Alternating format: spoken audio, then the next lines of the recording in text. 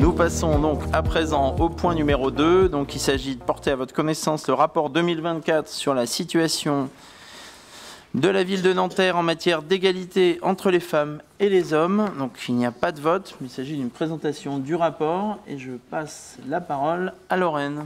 J'entends. Mesdames et messieurs les élus, chers collègues, je tiens pour commencer à remercier les équipes de la ville qui ont préparé ce rapport assez exhaustif de la politique municipale en faveur de l'égalité femmes-hommes. Il donne à voir à la fois l'étendue des politiques publiques menées à Nanterre, mais aussi la marche qu'il nous reste à franchir en matière d'égalité. À Nanterre, nous savons que tant que l'égalité réelle ne sera pas atteinte à l'échelle de notre société, notre travail n'est pas terminé. C'est un engagement de chaque instant. Et il doit se traduire par des actions concrètes et une volonté inébranlable. Il s'inscrit dans le prolongement des mobilisations actuelles de notre société, telles que le mouvement MeToo, ou encore la mobilisation en faveur du procès Mazan et de Gisèle Pelicot, qui a permis de redonner une voix aux victimes de viols, de violences sexistes et sexuelles, et de poser la question cruciale des inégalités persistantes. Le travail que nous accomplissons à Nanterre a pour but de faire évoluer cette prise de conscience collective, de la traduire en actions concrètes. Notre ambition est claire, continuer à renforcer les politiques publiques en faveur des droits des femmes, lutter avec détermination contre les violences faites aux femmes. La réalisation centrale de ce mandat, vous le savez dorénavant, la Maison des femmes de Nanterre, qui joue un rôle essentiel dans l'accompagnement des femmes victimes de violences depuis son ouverture en octobre 2022. Le bilan chiffré que vous avez dans le rapport des actions de cette nouvelle structure témoigne de l'importance de ce dispositif. Au vu du nombre croissant de sollicitations provenant à la fois des professionnels de notre territoire, mais aussi de l'afflux de plus en plus important de femmes qui franchissent la porte de la Maison des femmes, nous savons aujourd'hui que nous avons pris la bonne décision. Nous avons eu raison de consacrer des moyens humains et financiers pour protéger et accompagner ces femmes et ainsi dépasser nos compétences légales en tant que commune. Nous voulions alors offrir à toutes les femmes, qu'elles soient de Nanterre ou du département, un espace bienveillant et apaisant. Ce lieu est devenu essentiel, je l'ai dit, pour leur permettre de se ressourcer, de trouver refuge et de sortir des violences qu'elles subissent. En somme, nous avons eu raison de combler les lacunes et les défaillances de l'État en matière de protection des femmes, un sujet qui touche à la santé publique, au bien-être de toutes et tous. Nous regrettons d'ailleurs à ce titre que le département des Hauts-de-Seine, le plus riche de France, ne souhaite toujours pas financer la Maison des femmes de Nanterre, alors même que les statistiques de l'établissement permettent de vérifier que son rayonnement s'étend bien au-delà de notre ville. Et dans les Hauts-de-Seine, nous ne recevons malheureusement aucun écho positif de la part du conseil départemental. Pour illustrer l'importance du travail réalisé à la Maison des femmes, permettez-moi d'extraire quelques chiffres significatifs que vous pouvez retrouver dans le rapport. Premièrement, l'accueil. L'accueil de la Maison des femmes, c'est, je tiens à remercier Jamela Essaoui, qui est l'agente de la ville de Nanterre, qui accueille plus de 300 femmes par mois, avec toujours une écoute et un accueil bienveillant. En 2023, ce sont près de 1500 femmes qui ont contacté ou qui sont venues à la Maison des femmes pour un premier accueil, une information, un atelier collectif ou une permanence. Depuis 2022, 450 femmes ont été informées, orientées ou accompagnées, dont 70% résidentes de Nanterre et 30% provenant des Hauts-de-Seine. Parmi ces femmes, 80% sont ou ont été victimes de violences. 20% sont venus demander de l'aide concernant des problématiques autres, telles que les difficultés sociales ou administratives. Ces femmes ont été écoutées puis orientées vers les dispositifs adaptés. Enfin, 290 femmes ont été accompagnées dans leur démarche avec des intervalles, des arrêts, des retours. La sortie des violences n'est pas simple. En termes de type de violence subie, 80% des femmes victimes de violences ont subi des violences conjugales. 20% ont été victimes de violences sexuelles telles que des viols, incestes ou prostitution. Concernant les tranches d'âge des femmes que nous avons accueillies, 50% d'entre elles ont entre 36 et 45 ans, 25% entre 26 et 35 ans, 20% entre 46 et 55 ans et 5% sont âgés de moins de 25 ans. Ce bilan chiffré témoigne de l'importance prise par la Maison des femmes, de l'urgence de l'action que nous menons, du soutien concret que nous apportons à ces femmes dans leur parcours difficile. Nous savons qu'il reste encore beaucoup à faire et que tout ne peut évidemment se régler à l'échelon communal. Mais Nanterre prend sa part dans cette grande lutte et ce dispositif est un pas considérable vers la protection, vers l'émancipation des Nantériennes victimes de violences. La Maison des Femmes est donc bien plus qu'un simple lieu d'accueil et d'accompagnement. C'est un espace de vie, de solidarité, d'émancipation, porté par les femmes nantériennes elles-mêmes. Elle est née de leur volonté, elle est soutenue par la direction de la vie citoyenne de la ville et fait du collectif un levier central de la lutte contre les violences. Ici, les femmes ne sont pas seulement des bénéficiaires, elles sont actrices de la politique publique. En partageant leurs expériences, en s'entraidant, en participant aux actions menées, elles transforment ce lieu en un espace de mobilisation et de reconstruction. Au-delà du soutien individuel, la Maison des Femmes offre aussi des espaces de partage et d'engagement, une salle de dons de vêtements, enrichie par la générosité des habitantes et des associations comme Tricoter Cœur, des ateliers collectifs qui permettent aux femmes de s'exprimer, de se former, de se réapproprier leur place dans la société. Cette initiative permet aux femmes accompagnées de se vêtir donc dignement selon leurs besoins. En mettant le collectif au cœur de son fonctionnement, ce lieu permet aux femmes de se reconstruire non pas dans l'isolement, mais dans la force du lien social. Nous avons mis en place plusieurs actions concrètes pour soutenir les femmes en situation de précarité et lutter contre les inégalités, notamment avec ma collègue Caroline Corr, élue à l'Action sociale. Le distributeur de protection hygiénique, lancé en juillet 2023, dans le cadre du projet Lutte contre la précarité menstruelle, a permis aux femmes les plus précaires d'y accéder facilement. Enfin, un partenariat avec le secteur enseignement, mon collègue Jean-Pierre Bélier, l'action éducative, nous proposons un catalogue d'ateliers de sensibilisation à l'égalité pour les élèves afin de semer dès le plus jeune âge les valeurs de l'égalité et de la solidarité. Nous avons donc eu raison de créer cet espace, d'y consacrer des moyens humains et financiers et d'aller au-delà de nos compétences légales pour garantir à toutes un refuge bienveillant. Nous avons eu raison d'outrepasser les défaillances de l'État, car protéger les femmes, leur donner les outils pour reprendre le pouvoir sur leur vie, n'est pas une option, c'est une nécessité. Notre ville a également mis en place un contrat local de lutte contre les violences sexistes et sexuelles en lien avec la préfecture des Hauts-de-Seine, qui nous permet de coordonner nos actions avec les associations locales et les services publics. Au commissariat de Nanterre, un interphone d'urgence, le premier en France, a été mis en place. C'est une mesure qui a déjà permis de signaler 58 cas en quelques mois. Nous en échangeons régulièrement avec le commissaire pour que cette prise en charge, notamment lors de dépôts de plainte ou de main courante, s'améliore de façon continue. Il s'agit donc de passer à l'acte, de faire en sorte que nos citoyennes soient protégées et ne soient jamais laissées seules face à de telles épreuves. Enfin, je terminerai par les perspectives que vous avez pu lire dans le rapport. En dépit des progrès réalisés, nous savons que le chemin reste semé d'embûches. C'est pourquoi nos perspectives pour 2025 vont être déterminantes. Nous allons renforcer nos efforts en faveur des femmes et du sport. Et je remercie mon collègue Hakim Halal pour le travail interdirection qui est réalisé avec le service des sports. Nous allons également signer le futur contrat local en novembre 2025 sur les violences sexistes et sexuelles. Grâce au travail conjoint avec Nesrine Rezak-Bara, ma collègue élue à la sécurité, une étape clé dans notre action collective. Nous prévoyons également l'organisation d'un séminaire sur le thème genre et espace public, ainsi que des marches exploratoires en partenariat avec la RATP. De plus, une campagne de sensibilisation sur le harcèlement de rue sera lancée, visant à modifier les comportements et à garantir la sécurité de toutes dans l'espace public. Enfin, nous créerons un groupe de travail pour faciliter l'accès au logement. L'accès au logement pour les femmes victimes de violences conjugales, vous le savez, est clé dans la sortie des violences. Un partenariat sera lancé avec les bailleurs de la ville, les associations AFED et Escale 92. Nous sommes pleinement conscientes et conscients des nombreux défis qui restent à relever. À Nanterre, nous sommes convaincus que c'est dans l'action collective que nous pourrons participer véritablement à transformer notre société. La révolution féministe que nous portons, elle est radicale, elle est populaire, elle est inéluctable. Grâce à votre engagement et à celui des habitantes de notre ville, nous avons pris cette voie et ensemble nous continuerons à la tracer. L'égalité pour nous ne se limite pas à une simple promesse, c'est un engagement permanent et nous poursuivons avec détermination et conviction la défense des valeurs d'une ville solidaire, inclusive et féministe. Je vous remercie. Lors du dernier conseil municipal, suite à une question de notre part, vous vous étiez engagé à étudier la faisabilité d'un congé menstruel pour règles douloureuses pour les collaboratrices de la ville de Nanterre. À l'occasion de la remise de ce rapport sur l'égalité entre les femmes et les hommes, je vous interroge à nouveau.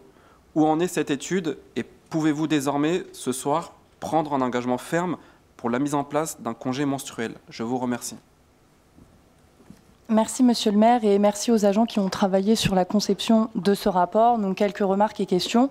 On parle de l'aménagement de l'espace public afin que les femmes, d'une manière générale, puissent se l'approprier davantage. Ce sujet est-il bien pris en compte dans le cadre de projets de renouvellement urbain sur les quartiers du Petit Nanterre, Chemin de Lille et Parc Sud? Ce point est vraiment une priorité car il dessinera sur ces 3 quartiers sa fréquentation sur les décennies à venir. Concernant la sensibilisation, encore une fois, vous ne vous saisissez pas assez de nos partenaires locaux ou autres institutions au sein desquelles on pourrait très largement diffuser cette prévention. Je pense aux écoles, aux centres de loisirs, aux centres sociaux, aux bailleurs sociaux. Tous les publics doivent être éduqués ou du moins informés sur ces questions, enfants, parents, femmes, hommes. Tous les atouts de notre ville ne sont pas utilisés à bon escient. La Maison des Femmes est un très bel exemple, par contre, de votre engagement. En l'espace d'un an, si je ne me trompe pas, on passe de 296 femmes accueillies en 2023 à 1459 en 2024. Victimes de votre succès, nous nous demandions comment alliez-vous continuer à répondre à ces besoins en forte augmentation. Plus d'agents, un numéro disponible 24/24, des permanences de nuit. Il est dommage de ne pas voir, en tout cas de ce rapport, l'état d'une collaboration entre la Maison des Femmes et l'École française des femmes, qui se trouve également à Nanterre. Et par contre, Madame Janton, je suis désolée, mais il est bon de rappeler que le Conseil départemental finance à hauteur de 7 millions d'euros l'ensemble des actions menées pour l'égalité femmes-hommes sur le département. Et d'une manière générale, c'est un financeur pour et sur notre ville. De même, existe-t-il des partenariats avec les bailleurs sociaux, notamment pour mettre à disposition des logements d'urgence?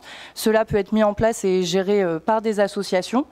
Et concernant l'égalité professionnelle, on a de la chance de voir que la fonction publique est moins touchée que d'autres secteurs d'activité, même si on remarque par exemple une répartition genrée des postes avec une surreprésentation des femmes dans le milieu médico-social et culturel et une surreprésentation des hommes dans le milieu sportif ou de la sécurité.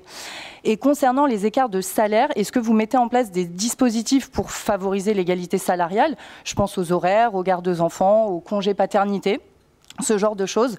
Enfin, pour conclure, j'aime à espérer que vous poursuivrez davantage vos efforts. Je vous remercie. Je vous remercie. Madame Boussissi.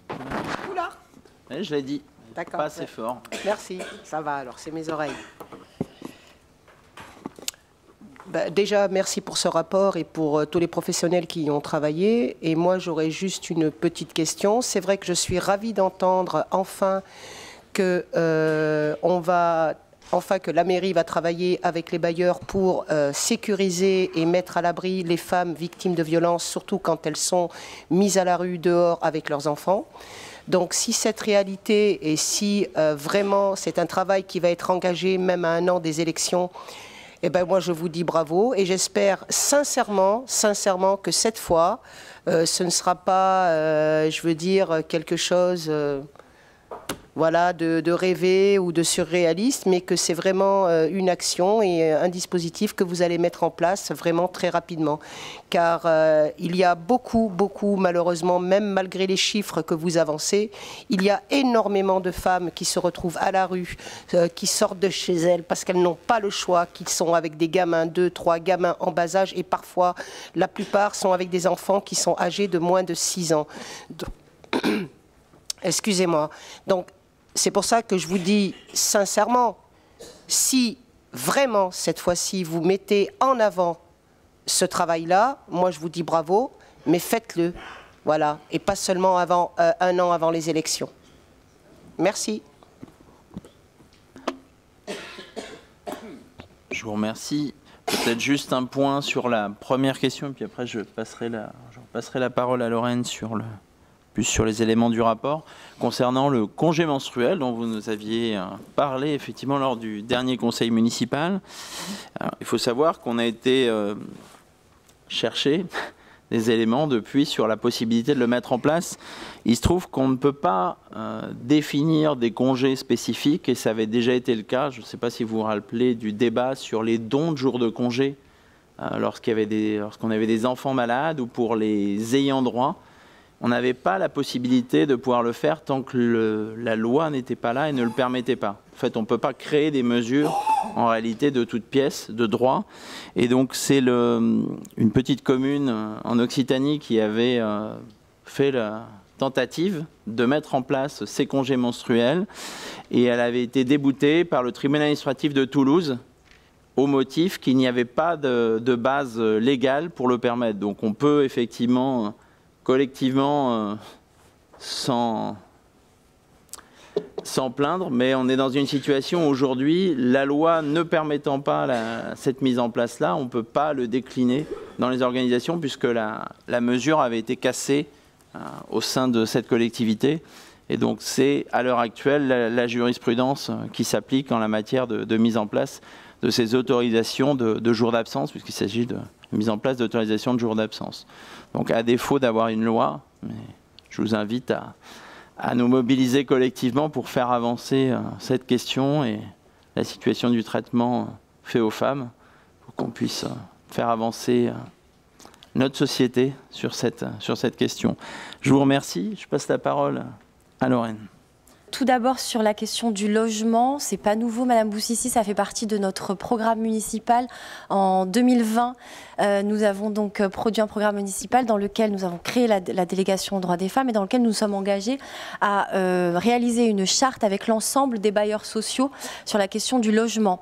En revanche, nous ne pouvons réaliser la protection des femmes dans des logements que s'il y a des logements disponibles. Donc j'invite les villes du département à construire du logement social, puisque les principales villes qui sont concernées par l'accueil d'urgence des femmes victimes de violences, ce sont les villes comme Nanterre, les villes comme Gennevilliers, comme Bagneux, comme Malakoff. Les villes des Hauts-de-Seine de droite ne construisent pas de logements sociaux suffisants, et donc nous avons donc la charge d'accueillir les femmes, et c'est tant mieux, mais il faut que ça soit réparti sur l'ensemble du territoire de manière plus homogène, plus juste, plus équitable, et qui va permettre d'accueillir le maximum de femmes, parce que c'est un véritable problème, la question du logement.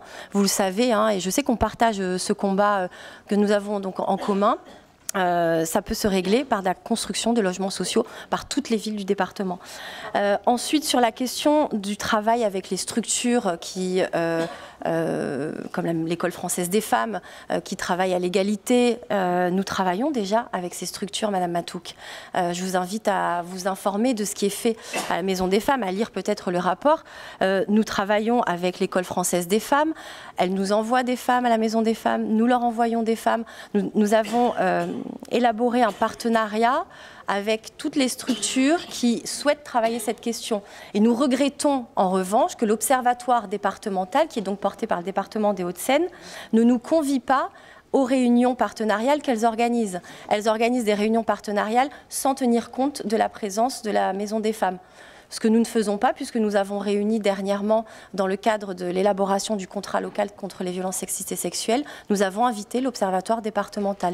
Donc la question des violences sexistes et sexuelles, vous le savez, et des violences conjugales, ne pourra être réglée que s'il y a un partenariat à égalité qui se crée. Et c'est notre démarche à Nanterre. Sur la question de l'éducation nationale, je l'ai dit dans mon propos, nous avons élaboré un catalogue qui recense l'ensemble des ateliers qui sensibilisent à l'égalité filles-garçons, de la maternelle jusqu'au lycée. Et nous travaillons avec les établissements scolaires qui ont envie de travailler cette question-là. Nous faisons un petit peu le travail de l'éducation nationale, puisqu'aujourd'hui, vous avez vu récemment, il y a la loi sur l'éducation à la vie affective et sexuelle. Malheureusement, aujourd'hui, seuls 15% des établissements reçoivent ce type de sensibilisation. Donc il y a un véritable manquement que nous pallions, nous faisons notre part dans la lutte contre les violences, donc dans la sensibilisation à l'égalité filles-garçons. Voilà, si jamais j'ai oublié des questions, je suis à votre disposition. Je veux bien entendre la réponse de Lorraine Janton, il n'y a pas de souci. Quand on me dit oui, mais cela existe depuis 2020, ok, mais je suis désolée, depuis 2020, qu'est-ce qu'il y a eu ? Il y a énormément de femmes victimes de violences. Moi, je parle de Nanterre. À chaque fois, vous me parlez des villes de droite, vous me parlez de machin, de X, Y. Non, moi, je parle de la ville de Nanterre. Je parle des Nantériens, je parle des Nantériennes. Je parle des femmes avec des enfants en bas âge qui galèrent parce qu'après avoir déposé une plainte, ben oui, c'est ça ma question. On peut sourire, mais c'est ça ma question. Vous me dites, j'ai pas dit que rien n'avait été fait. Vous me dites, ça existe depuis 2020. Oui, certes. Maintenant, vous dites que là, 1 an avant les élections, ceci va être fait, que vous allez travailler avec les bailleurs, etc., etc. Mais oui, non, mais on peut souriez, c'est très bien sourire. Mais moi, je pense aux Nantériennes qui sont dans des situations critiques et que vous le savez pertinemment. Et à chaque fois qu'on pose des questions de réalité, des questions qui sont réelles, des questions de terrain, que l'on voit tous les jours dans les quartiers et pas simplement sur les violences, nous n'avons jamais de réponse. Donc moi, j'ai posé simplement une question simple. En plus, je vous félicite parce que je vous dis, enfin, 1 an avant les élections, si ce projet pouvait aboutir, ça serait merveilleux. Et ça serait merveilleux pour des femmes. Et moi, je peux vous garantir que d'autres villes qui ne sont ni de droite ni de gauche l'ont fait. Et ont travaillé en collaboration avec la police municipale, avec des associations, et qui, parfois, avant de galérer pour appeler le 115 ou pour trouver une place en urgence pour une maman qui est à la rue avec ses enfants en bas âge, oui, il y a des solutions provisoires qui sont proposées par les bailleurs qui mettent à côté 2 ou 3 appartements. Je ne dis pas que c'est facile, mais ça existe. Oui, c'est peut-être fatigant pour vous, mais ce n'est pas fatigant pour moi. Mais Madame Janton n'est pas déconnectée du terrain puisqu'elle suit sa délégation, et elle la suit de près et elle est également sur le terrain pour en parler. Bon, laissez-lui répondre. Madame Boussissi, d'autres diraient vous n'avez pas le monopole du travail de terrain. Donc, lorsque je vous dis que depuis 2020, cet engagement est inscrit dans le programme municipal, ça veut dire qu'on ne s'est pas réveillé 1 an avant les élections municipales de 2026 pour dire on va travailler ce sujet. C'est une préoccupation qui est constante, qui est dans notre programme, et donc nous le travaillons actuellement, nous l'avons déjà travaillé. Tout prend du temps, évidemment. Entre-temps, vous nous excusez, on a quand même créé la Maison des Femmes avec de moins en moins de moyens. On va parler du budget tout à l'heure, vous verrez. On est amputé de plusieurs millions d'euros. Comment voulez-vous qu'on développe des politiques publiques lorsqu'on a de moins en moins de moyens pour créer de nouvelles politiques publiques et répondre aux défaillances de l'État et du département? Donc, je veux vous apporter cette réponse. Nous partageons un combat commun, Madame Boussissi. Nous sommes toutes ici et tous contre les violences et nous voulons éradiquer ce problème. Donc, soit on travaille ensemble, soit on se fait des reproches et des leçons de morale sur on est sur le terrain, on n'est pas sur le terrain. Je vous assure qu'à la Maison des Femmes, j'y suis chaque semaine et chaque semaine, je vois les situations dont vous parlez. Donc, nous trouvons des solutions. Aujourd'hui, on est dans une situation de crise du logement, vous le savez. Donc, la ville de Nanterre fait le maximum pour accueillir, héberger les femmes victimes de violences. Nous avons des conventions avec la FED et l'Escale 92. Nous travaillons à la protection des femmes victimes de violences et il serait bien que d'autres villes du département qui en ont les moyens le fassent également. C'était mon propos. Vous m'excuserez, je suis un peu malade. Si votre question, Madame Boussissi, c'est de savoir si le service habitat de la ville de Nanterre, lorsqu'il y a des femmes victimes de violences, leur octroie un logement, c'est pas comme ça que ça fonctionne. Les victimes de violences... vous me laissez parler en fait, parce que je pense qu'on vous a entendu sur le sujet, donc si vous voulez des réponses, il ne faut pas monopoliser la parole. La réalité, les femmes victimes de violences, lorsqu'elles sont nantériennes, elles veulent sortir de Nanterre, Madame Boussissi-Poulard. Et donc effectivement, lorsque ma collègue Lorraine Janton rappelle que dans le département, il y a beaucoup de villes de droite qui ne construisent pas du logement, c'est une réalité. Comment vous voulez qu'on puisse réussir à leur trouver un appartement lorsqu'elles sont victimes de violences, lorsque les villes avoisinantes ne construisent pas de logement? Donc on se rabat sur les dispositifs effectivement qui sont étatiques, le peu, et grâce à la Maison des Femmes et au partenariat avec les associations, et là effectivement avec les bailleurs, on n'a pas attendu 1 an avant les élections pour travailler avec nos bailleurs lorsqu'effectivement des solutions dans d'autres villes ne le permettent. Encore une fois, on ne peut pas résorber toute la crise du logement et tout effectivement les problématiques qui sont liées au manque de construction dans notre département. Si vous ne voulez pas l'entendre, c'est votre choix et c'est votre responsabilité. On n'a pas à effectivement subir vos attaques qui ne sont pas justifiées, puisqu'aujourd'hui... Ben oui, parce que vous n'entendez pas, Madame Boussissi, vous voyez, vous n'entendez pas ce qu'on dit. La réalité, si elle vous dérange, elle est telle qu'elle... Vous ne pouvez pas dire que la ville de Nanterre ne fait rien en ce qui concerne le logement pour les femmes victimes de violences. Non, c'est vous qui déformez nos propos et qui voulez faire un effet de manche, mais ça ne fonctionne pas. Pour rebondir sur le congé menstruel, pour un complément d'information, vous avez évoqué la loi et la jurisprudence. Pour information, cette décision concernant Toulouse ne s'est pas encore prononcée, c'est en cours. Si, la décision du tribunal administratif date du 20 novembre 2024. Oui, mais On peut vous la transférer si vous voulez. Avec plaisir, il n'y a pas de souci. Mais on a des villes comme Poitiers, comme Saint-Ouen, comme Abbeville, Grenoble, Lyon, qui ont mis en place ce congé menstruel. Donc comment ont-ils fait? Ils seront en recours.